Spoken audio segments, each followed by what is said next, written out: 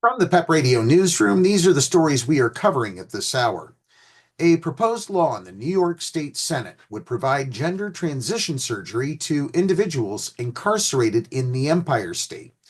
The bill, known as the Gender Identity Respect, Dignity, and Safety Act, would require state prisoners whose gender identity does not match their sex at birth have access to clothing and supplies corresponding with their gender identity. It also requires these individuals to be housed with other prisoners of the gender which best aligns with their gender identity. These prisoners would also have the right to access all necessary and appropriate medical and mental health care under the bill. This includes affirming medical and mental health care as related to gender dysphoria or gender affirmation and items associated with necessary and appropriate care after gender affirming surgery. Transgender persons would also be granted the right to keep some personal records confidential, such as documents which would reveal their sex characteristics or their transgender, gender nonconforming, non-binary, or intersex status, according to the bill. Sponsoring the measure is State Senator Julia Salazar. Her previous legislation includes initiatives to prevent the use of restraints on pregnant prisoners during interrogations and removing the requirement that police officers and firefighters be U.S. citizens. Her Gender Identity, Respect, Dignity, and Safety Act is currently in committee in the state Senate. After Donald Trump becomes president again on Monday, he is on the hook for achieving a hefty chunk of his promises even before the day is over. One of those promises is to make you dizzy. Your head will spin when you see what's going to happen, he said of day one. So steady yourself. This is some of what the Republican promised voters he would get done on his first day in office. Step one, launch the largest deportation in U.S. history to remove all people in the country who are here illegally. 2, close the border. End automatic citizenship for everyone born in the United States, known as birthright citizenship. Sign pardons for some or many of those convicted or charged in the January 6, 2021 assault on the U.S. Capitol. And cut federal money to schools that push critical race theory, transgender insanity, and other inappropriate racial, sexual, or political content onto the shoulders of our children.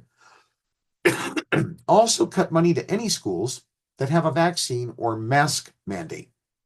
All of that on Monday. Let's just consider one of these promises, shall we? At a rally in Atlanta on August 3rd, Donald Trump said, on day one, I will sign a new executive order to cut federal funding for any school pushing critical race theory, transgender insanity, and other inappropriate racial, sexual, or political content onto the shoulders of our children. And I will not give one penny to any school that has a vaccine mandate or a mask mandate. Such broad cuts are unlikely to be achieved through executive action absent legislation, which certainly won't be in place on his first day. Still, Trump may be able to use his threat as a cudgel in certain situations. Trump has also promised on day one to roll back Biden administration Title IX protections, barring discrimination against students based on gender identity and sexual orientation. But this month, a federal judge struck down those regulations, ruling that they overstepped presidential authority. And finally, we have this story. House Democrats overwhelmingly showed solidarity with the trans community this week, with only 2 voting in favor of an anti-trans sports bill passed by the GOP. The unified Democratic opposition to the bill is significant from a party that has appeared to be fracturing over trans rights since Donald Trump's election victory. And according to one member of Congress, it is this type of strength that will ultimately allow the Democrats to protect vulnerable communities. When we tell the truth about what Republicans are doing, and when we're unafraid to do that, it generates momentum. Representative Alexandria Ocasio-Cortez told political reporter David Weigel. When we lean into that momentum that we generate, and when Democrats aren't afraid to throw a damn punch, then we can see that we can yield results. She added that the party can't cower in the face of tough issues because people are looking for strength.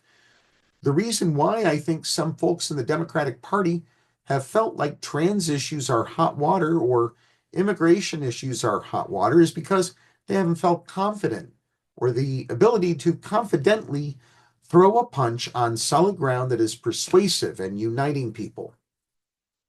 Calling out GOP malice aggressively is what brings people together, she emphasized.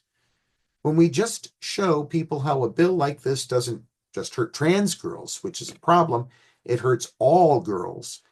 And when we show that a bunch of men who are letting women die in parking lots should not be trusted, it's like letting foxes into the henhouse. I think people smell blood in the water, she concluded. They can understand weakness.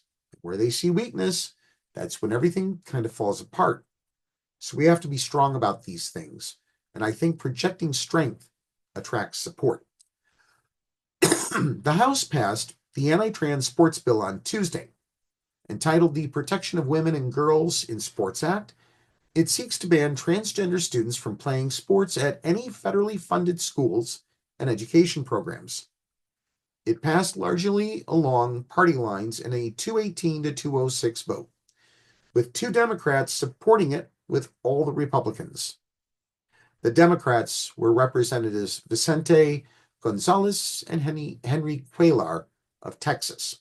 3 Republicans and 6 Democrats didn't vote, while only 1 Democrat voted present. For more information on the stories we cover, check out the PEP radio page on the Pennsylvania Equality Project website, paequality.com. Be sure to download the Live 365 app to be able to take PEP radio with you wherever you go. That's the news at this hour. Now back to more music on PEP Radio.